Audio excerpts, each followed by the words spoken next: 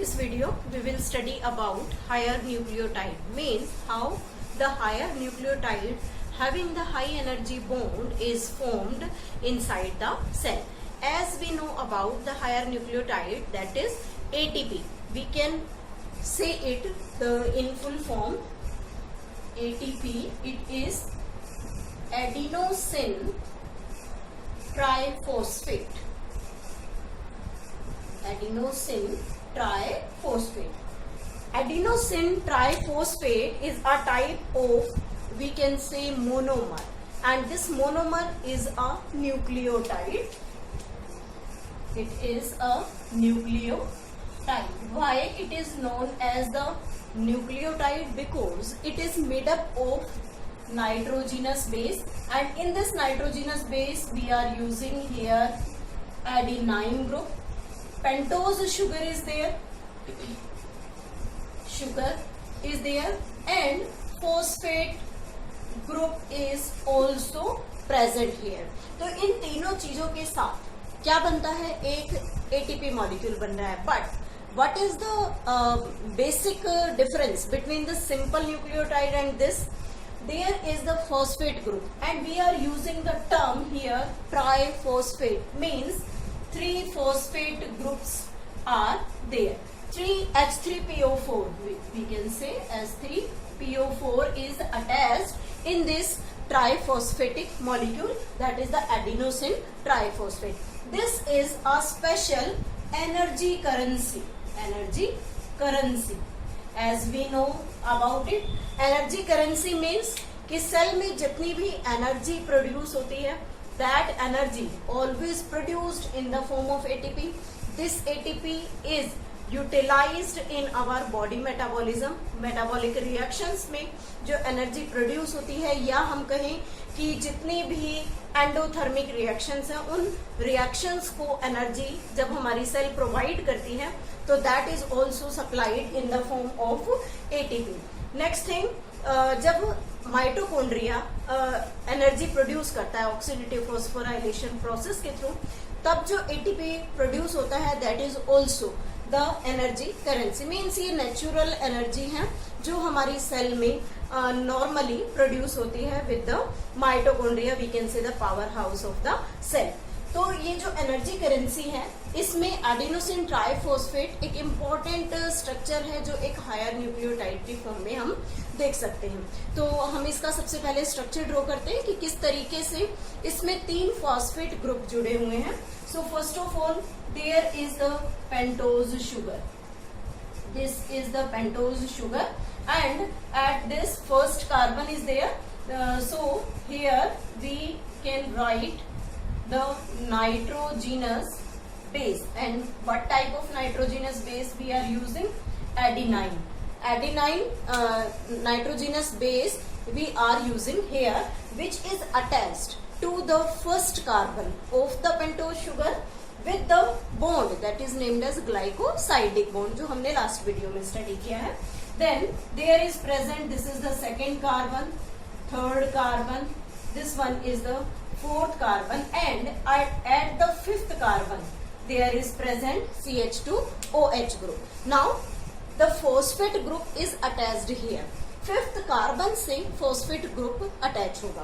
तो जब fifth carbon से फॉस्फेट ग्रुप अटैच है, तो यहाँ पर 3 फॉस्फेट ग्रुप अटैच हैं. Then how they attached? This hydrogen is replaced from here, and P bonded with this oxygen having double bond O, OH and O.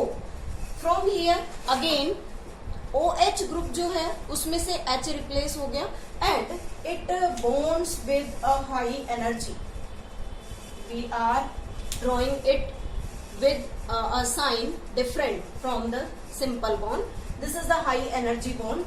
Again there is present the second molecule of the phosphate, then like this, and again there is a high energy bond, and further there is present the third group, that is the group having the phosphate. So this is the structure of the adenosine triphosphate molecule. तो यहाँ पर हम देख सकते हैं कि 3 phosphate के molecules जो है वो इसके साथ अटैच्ड है।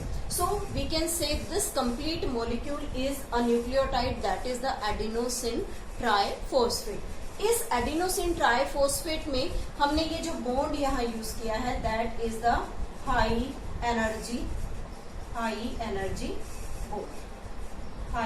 Energy bond. और इस हाई एनर्जी बॉन्ड की स्पेशलिटी क्या है? यहाँ पर 3 बॉन्ड हमने ड्रॉ किए हैं, first, second and then third bond. These 2 bonds, first 2 bond can broken and release a high amount of energy, but this third bond never broke. ये कभी भी ये वाला बॉन्ड जो है लास्ट में थर्ड बॉन्ड जो है जो पेंटोज शुगर के 5th कार्बन से अटैच है, ये कभी भी ब्रेक नहीं होता।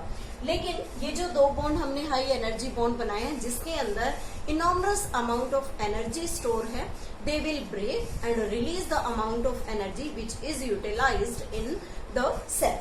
So what are the values of the energy present in these bonds? So first bond we are taking here, this is the first bond. In this first bond, when it breaks, then it release 8.9 kilocalorie per mole energy.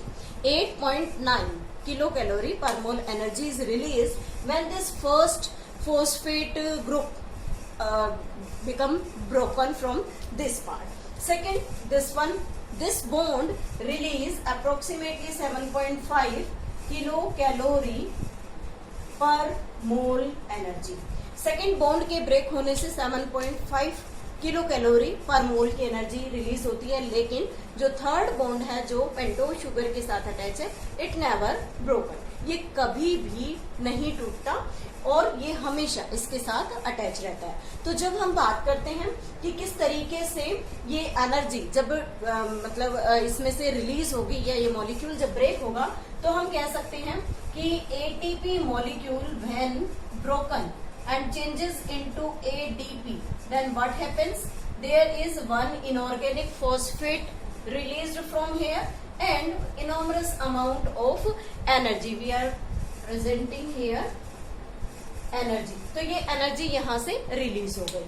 अब क्या होगा कि जब ये ADP further ATP का production करेगा, तो जैसे ही ADP ने ATP प्रोड्यूस किया, again it will take high amount of energy to attach the one phosphate molecule with it and required one phosphate. With the help of this energy, this phosphate molecule attached with this ADP and produce ATP. So this is the ATP cycle or the energy currency cycle which regularly build up in the cell and produce enormous amount of energy. There are 2 scientists about the discovery of this ATP. First scientist is Carl Lohmann, जिसने ATP को energy currency के लिए discover किया। And second is Carl Lohmann who discovered ATP molecule from muscles से उसने discover किया। And second is Fritz Lipman जिसने energy currency की जो साइकिल है दैट इज एटीपी साइकिल, उसके बारे में डिस्कवरी की और ये स्टडी की कि एटीपी के बीच में जो फॉस्फेट बॉन्ड्स हैं they are high energy bond, when they break then they release the enormous amount of energy and forms the ADP. If we supply the high amount of energy to the ADP, then again it will reform the ATP molecule. Now this Fritz Lipman is also known as father of ATP cycle. This is known as father of ATP cycle. So this is all about the ATP molecule. Now the next one we are taking here the metabolites. Next is the metabolites. Metabolites are the substance or we can say the organic products produced in plants during photosynthesis or any other activities. All these metabolites present in different groups of plant. Basically जब हम बात करते हैं simple metabolites की, तो हम metabolites को दो ग्रुप में क्लासिफाई करते हैं. कौन कौन से मेटाबोलाइट्स हैं? First is known as primary metabolites. Primary metabolites and second is secondary metabolites. Secondary metabolites. These two different types of metabolites produced in plant. Primary metabolites produced in all plant bodies, but the secondary metabolites are not produced by all the plants. So they are specific for different plants, or we can say different groups, like the protist, some fungus, etc. Some microbes also there. तो primary metabolites में जब हम बात करते हैं तो हम कहते हैं कि कार्बोहाइड्रेट, फैट, प्रोटीन, लिपिड्स, ये सभी क्या है? प्राइमरी मेटाबोलाइट्स हैं जो प्लांट अपने मेटाबॉलिज्म के दौरान अपनी बॉडी में प्रोड्यूस करता है. अगर हम इन्हें एक्सट्रैक्ट करें, एक्सट्रैक्शन इज इजी. अगर हम इन्हें प्लांट बॉडी से निकालना चाहें तो we can easily remove them. हम इन्हें एक्सट्रैक्ट कर सकते हैं और प्लांट भी क्या करता है? Easily use these metabolites. और इन सभी मेटाबोलाइट्स को प्लांट अपनी बॉडी के अंदर अपने मेटाबॉलिज्म में जनरली यूज कर सकता है. और अगर थर्ड हम कहें कि प्राइमरी मेटाबोलाइट्स जो होते हैं दे प्रोड्यूस्ड इन एक्सेस क्वांटिटी. हमेशा एक्सेस क्वांटिटी में प्लांट बॉडी में प्रोड्यूस होते हैं. लेकिन सेकेंडरी मेटाबोलाइट कुछ ऐसे सब्सटेंस हैं जो प्लांट अपने मेटाबॉलिज्म के दौरान प्रोड्यूस करता है, but they are used in specific type of action in their body. Suppose that when we talk about the cardiac glycoside, that is the latex produced by the plant, that is Calotropis. तो वहाँ जो cardiac glycoside plant में produce हुआ, that is not directly utilized by the plant, that is produced only for the defense mechanism, so that it can prevent it from the browsing animal. कोई भी चरने वाला जो एनिमल है वो उस प्लांट को खा ना ले, उससे बचाने के लिए, एक तरह से डिफेंस के लिए प्लांट उसे प्रोड्यूस करता है. इसी तरीके से जैसे हम बात करते हैं टोबैको की, उसके अलावा रिसिन है, देन बहुत सारे ऐसे सब्सटेंस हैं. हम बात करते हैं जैसे पिगमेंट्स के बारे में, तो पिगमेंट्स के बारे में जब बात करते हैं तो एंथोसाइनिन है. तो ये सारे जो पिगमेंट्स हैं ये सभी सेकेंडरी मेटाबोलाइट की कैटेगरी में आते हैं, क्योंकि प्लांट के पास इनका कोई डायरेक्ट रोल नहीं है. They are used by plant in certain activity other than the metabolism. So what are the secondary metabolite produced by plants? Produced by plants in trace amount,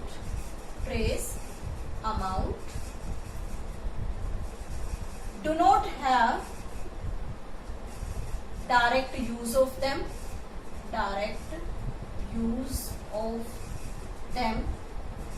extraction is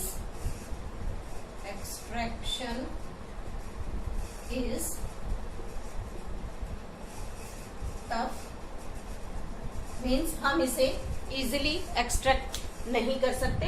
और इन metabolites में generally example आता है जैसे rubber, ricin.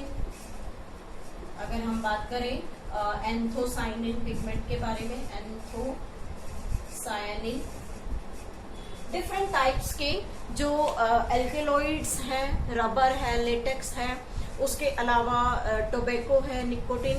तो ये सभी जो है प्लांट्स के अंदर प्रोड्यूस होते हैं, लेकिन प्लांट इन्हें अपने मेटाबॉलिज्म में यूटिलाइज नहीं करता. तो इन्हें किस लिए यूज किया जा सकता है कि इनका जो एक्सट्रैक्शन है वो काफी टफ तरीके से होता है, because they are present in very trace amount. तो इनका एक्सट्रैक्शन करने के बाद इन्हें डिफरेंट फर्दर प्रोडक्ट्स में चेंज किया जाता है. जैसे हम जनरली ड्रग्स की बात करते हैं, ड्रग्स। तो ये जो ड्रग्स हैं ये सभी सेकेंडरी मेटाबोलाइट्स में आती हैं जिनका मेडिसिनल यूज भी है। और उसके अलावा अगर सेकेंडरी मेटाबोलाइट्स को हम देखें तो they are used in defence mechanism. Defence mechanism, किसी भी ब्राउजिंग एनिमल से प्लांट अपनी प्रोटेक्शन करने के लिए अपने अंदर कुछ स्पेसिफिक केमिकल, कुछ स्पेसिफिक सब्सटेंस रिलीज करता है जिससे ब्राउजिंग एनिमल उन्हें फीड ना कर सके। नेक्स्ट आता है कि they are used in attraction of pollinators.